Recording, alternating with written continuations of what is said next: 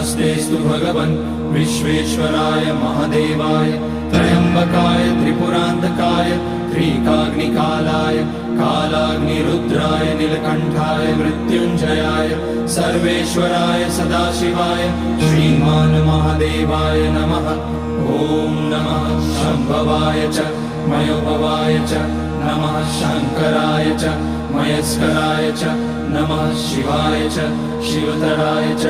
ॐ त्र्यम्बकं यजामहे सुगन्धिं पुष्टिवर्धनम् उर्वारुकमिव बन्धनान् मृत्योर्मुक्ष्यमामृतात्।